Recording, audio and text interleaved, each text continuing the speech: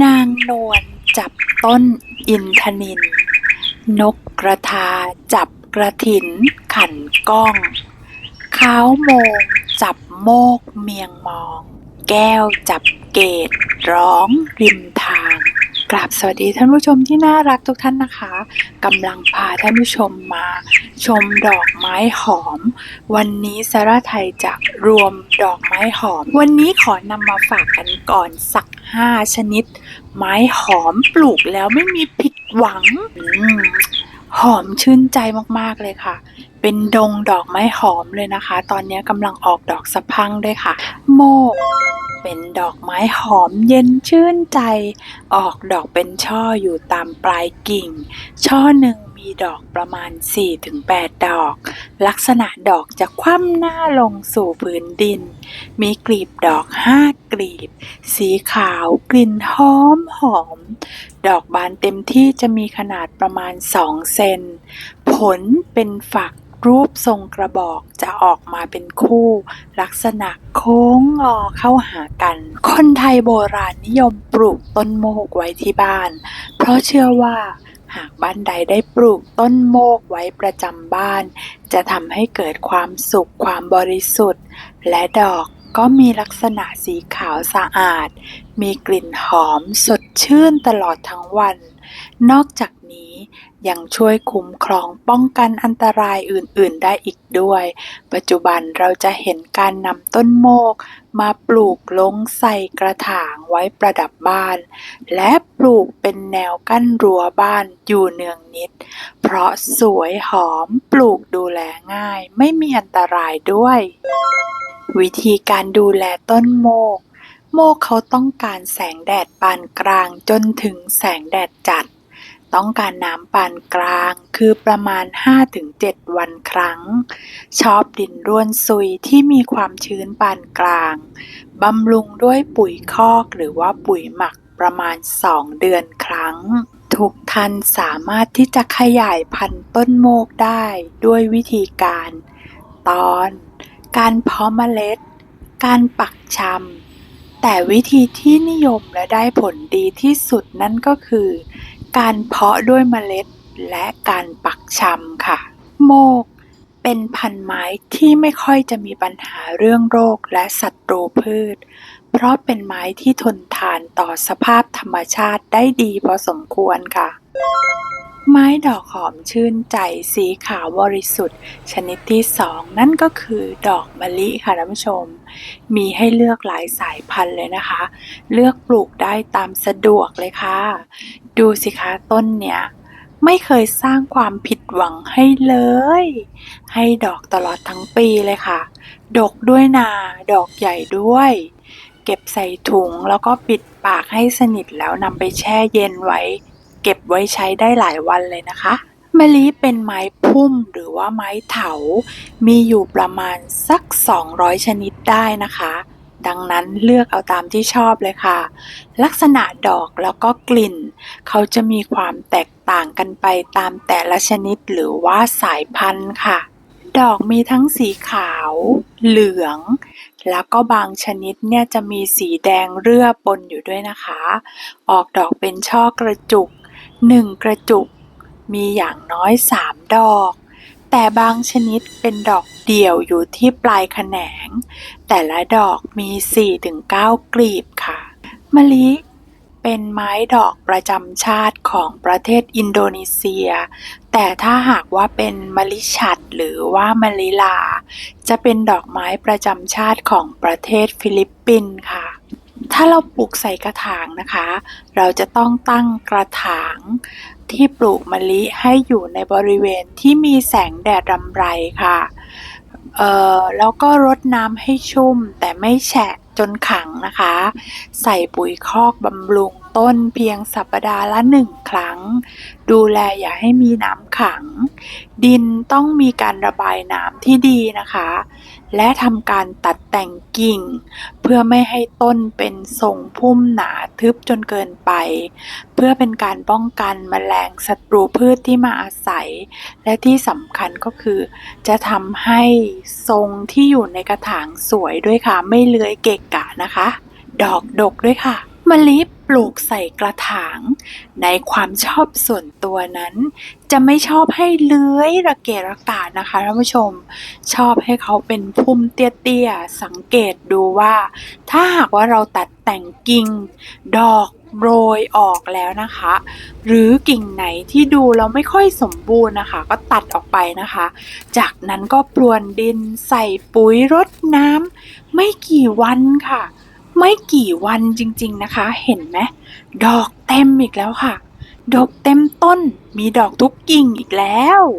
ทุกคนช่วยบอกทีว่านี่คือบ้านไม่ใช่สวนสัตว์ใช่ไหม การปลูกไม้กระถางเนี่ยการตัดแต่งกิ่งเนี่ยเป็นเรื่องจำเป็นนะคะไม่ว่าจะต้นอะไรก็ตามแม้แต่มะลินะคะการตัดแต่งทำให้ได้ช่อดอกดกมาเป็นกลุ่มเลยค่ะแล้วก็ขนาดของดอกเนี่ยใหญ่เต็มที่ด้วยนะคะมะลิเนี่ยอายุยืนนะปลูกแค่ครั้งเดียวเก็บดอกไปได้ตลอดเลยค่ะไม้ดอกสีขาวที่มีกลิ่นหอมปลูกแล้วไม่ผิดหวังอีกชนิดหนึ่งนั่นก็คือต้นพุทธซ้อนค่ะท่านผู้ชมดอกพุทธซ้อน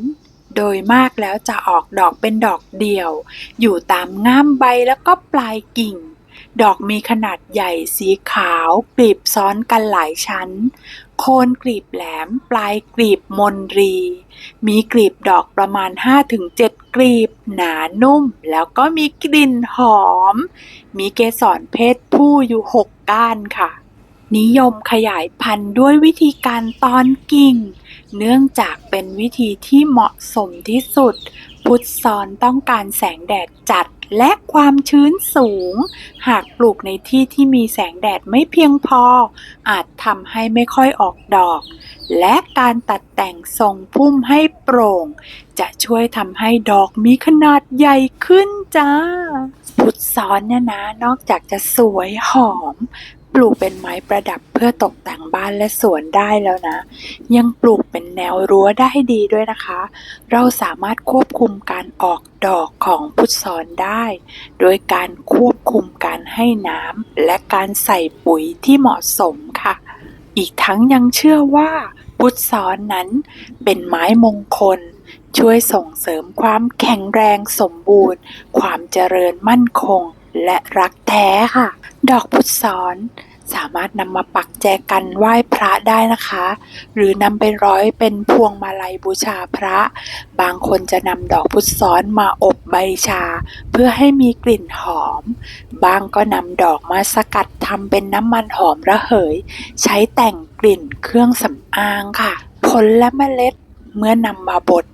จะให้สารสีเหลืองทองชื่อว่ากาดิเนียใช้เป็นสีสำหรับแต่งสีอาหารเช่น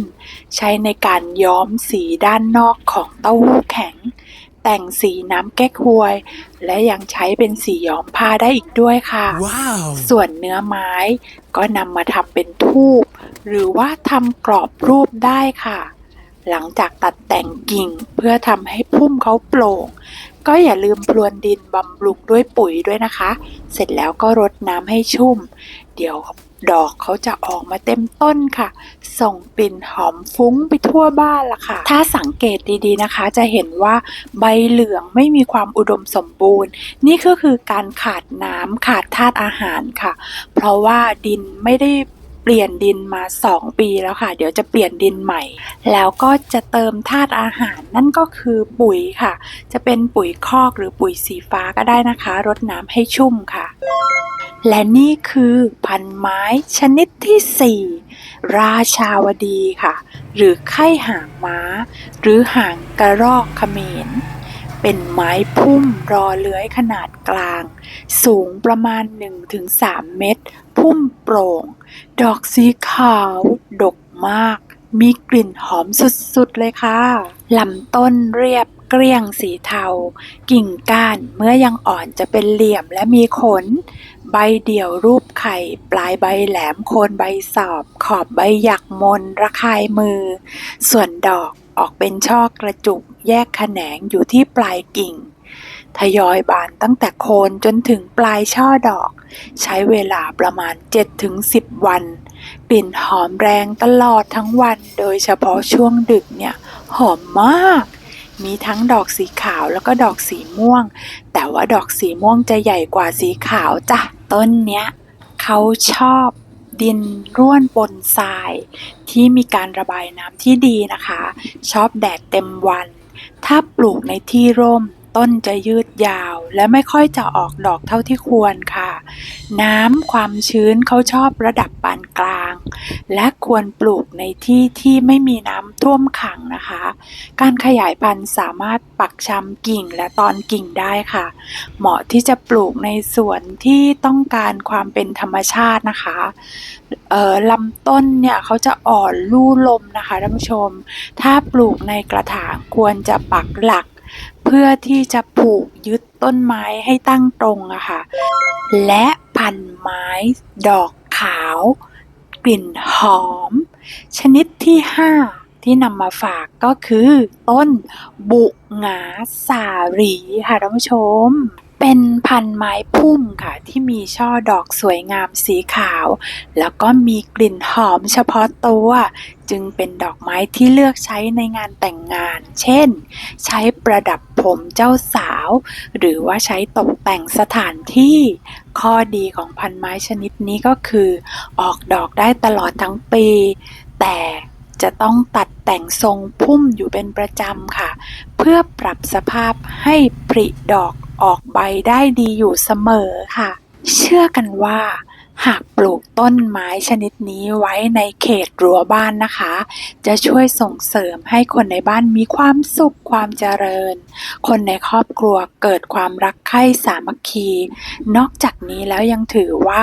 บุหงาสาลีเนี่ยเป็นไม้มงคลสำหรับคู่แต่งงานใหม่ด้วยค่ะเพราะเชื่อว่าช่วยให้ครองรักกันยืนยาวค่ะเพราะกลิ่นหอมจะช่วยทำให้ใจเย็นแล้วก็มีสติในการครองคู่มากขึ้นจ้ะตำแหน่งที่ควรปลูกนะคะต้นบุหงาสาลี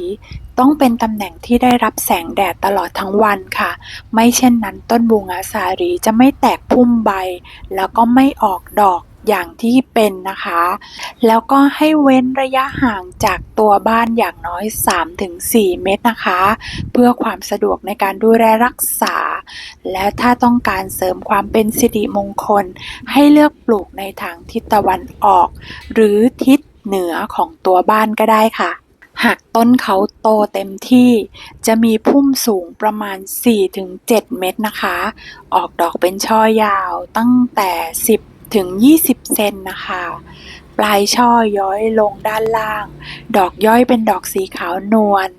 มีกลิ่นหอมแต่ละดอกมี5 กลีบที่โคนกลีบเชื่อมติดกัน